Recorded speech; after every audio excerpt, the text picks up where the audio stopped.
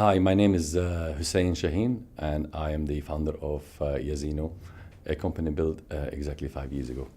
I have a tech background, and working with a few operators, in my previous life, showed me a massive opportunity and a gap in the market that is not being addressed. And that's why we founded Yazino. We think this is a great opportunity, and 5 years later, we have proven that it's a sustainable business and looking for a massive growth going forward. Yazino is, the vision was very, very powerful from the outset. Our aim was to connect people through games. And this vision was like, avant-garde. It was really ahead of its time. When the idea came about to my head, it was in 2008. I founded the company in 2009, and it was like a long journey to build the next generation of gaming platform, which is compatible to both the social gaming industry, social casino, and also wired for real money gambling.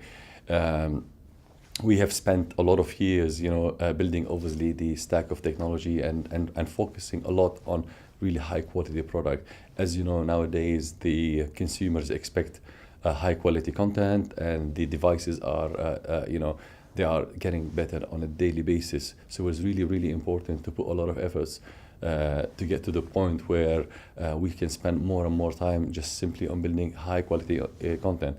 I mean, in the last 2-3 years of being commercial, we have had a lot of success in this market. We have proven that the mechanics of real-time games is really sticky, much more sticky than a single-player game. We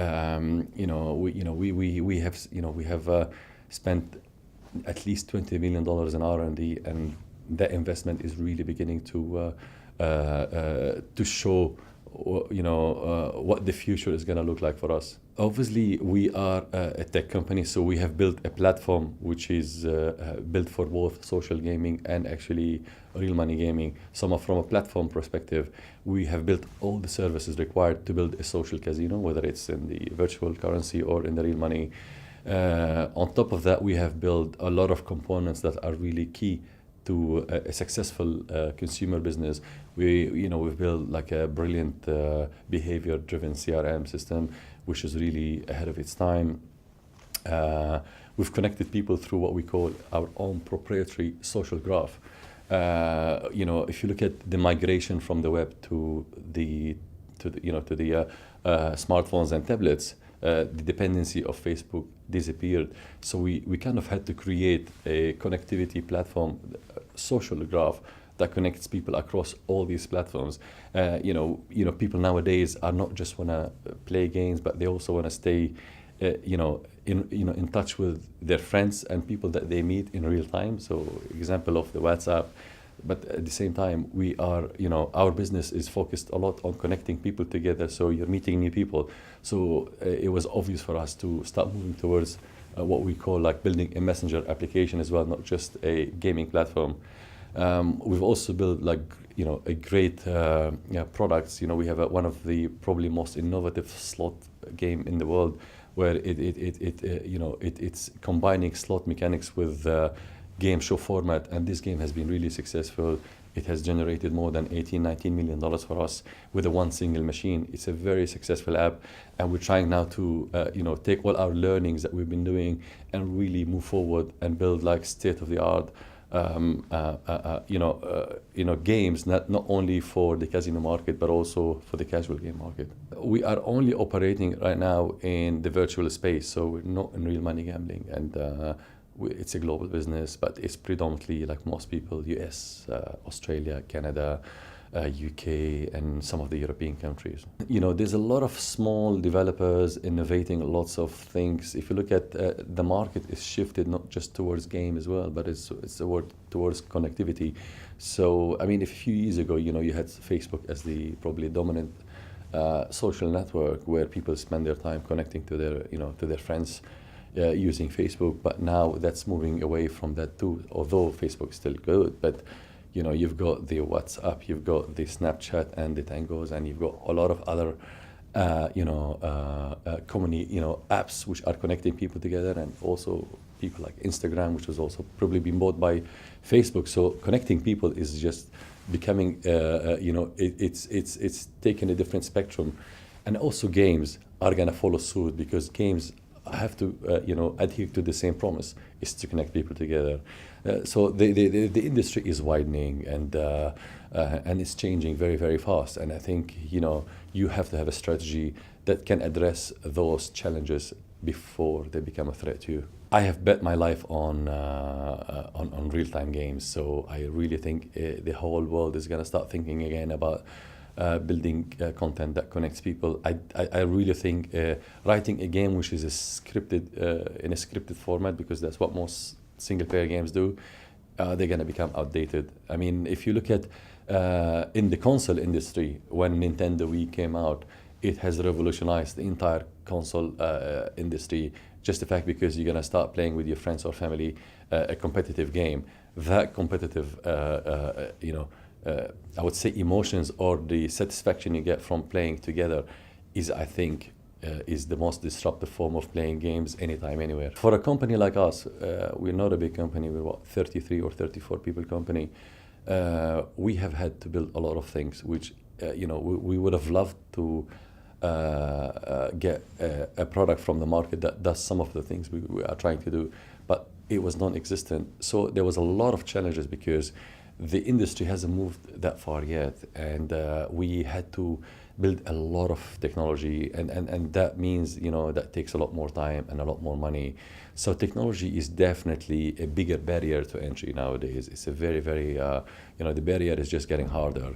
Then the other thing is, well, you have to build high quality content, because this industry has, a lot of money has been pumped into this industry.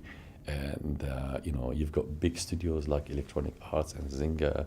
They pump billions into this market. So it makes it very, very hard for smaller developers to get in. That's why, small developers, they have to focus on a very niche market and try and find corners where, it's still blind to the big developers. The other challenge as well, if you want to start marketing, these guys have a lot more dollars. And again, it's hard to compete against those big dollars.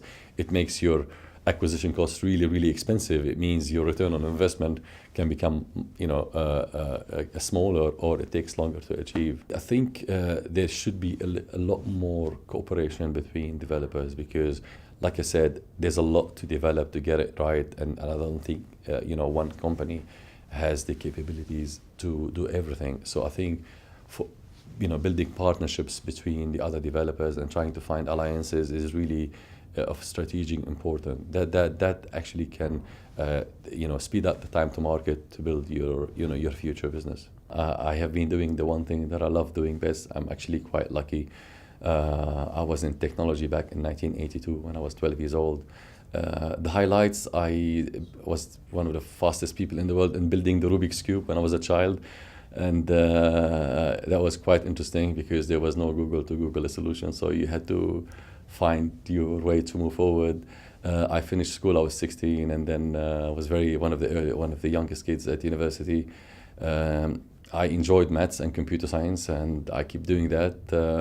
In the 90s, I was very lucky. I got involved in digital broadcasting, how signals are transmitted to those satellites, and moving from analog to digital. Then I built the first internet banking in Europe. So that was very, very exciting project. We built one of the first internet shops, in the world in the late 90s. And then, this has been like, I think I'm really, really fortunate to have lived these different generations of technical innovation. And I think today, with the company we're doing, Yazino, it's a highly innovative game. So I'm still doing the things I always dreamed about doing, and I still have another at least 10 years inside me, to probably, put this really brilliant experience into something quite futuristic. This is a very complicated industry, and I think I knew absolutely nothing about games 5 years ago. But if you do have the patience and the obviously eager to learn, and you have that attitude of learning on a daily basis and trying to move forward something that you fundamentally believe in, with all that tenacity in your personality, then I think you should do that. But if you don't, then I think you should not get anywhere near this, because this is a very highly complex business. I think there's a lot of, it depends on the gender and the age of people. I mean, I have teenagers. My son is nearly 16 and my daughters are nearly 13. So I play a variety of games, depending on the age. I found something quite interesting recently called Lumosity, and it's really a brilliant game stock app where you can really, connect both sides of the brain. I think being partly dyslexic it's very important to get the full power of your mind, trying to bridge the left and the right brain. I'm strongly a big believer this is where people can really truly find their potential. So brain games are really, really good. They can help that. Then there's the casual games. I'm sure everybody played in this room, or Candy Crush or Clash of Clans, and there's a lot of games around. But make sure you play Wheel Deal or any of my other games. Actually, I think they're pretty good too. I never ever played the lottery. I think it's like gambling with, you have to be really bad at maths. So as a mathematician, I find it really, really hard to to play the lottery. But playing the casinos, I enjoy actually playing, especially blackjack. It's probably my favorite game. I like my odds against the dealer, and it's fun. I don't gamble to win money, but I do. The flutter is really important part of the of your experience at the end of the day. But yeah, sometimes I could play 2 3 hours. I've always got the money when I was not expecting it, so it just happened. So, but I was doing what I love doing best, and I think the rewards just came after that running.